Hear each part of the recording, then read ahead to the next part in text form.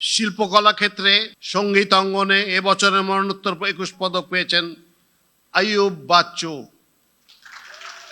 Guitarist, কণ্ঠশিল্পী, গীতিকার, সুরকার এবং এলআরবির প্রতিষ্ঠাতা আইয়ুব বাচ্চু দক্ষিণ এশীয় সঙ্গীত অঙ্গনের এক উজ্জ্বল নক্ষত্র এবং বাংলাদেশের রক সঙ্গীতের স্থপতি হিসেবে সুপরিচিত। তিনি বিশ্বব্যাপী 2500-এর অধিক কনসার্ট করেন, যেখানে ব্লুজ, হার্ড রক ও শাস্ত্রীয় সঙ্গীতের প্রভাব সুস্পষ্টভাবে প্রতিফলিত হয়। 1980-র দশক থেকে তিনি 130 জনের অধিক শিল্পী সঙ্গীত পরিচালক হিসেবে কাজ করেছেন। সঙ্গীতে জীবনব্যাপী ভূমিকার জন্য আইয়ুব বাচ্চুকে এবছরের 21শে পদক মরণোত্তর ভূষিত করা হলো।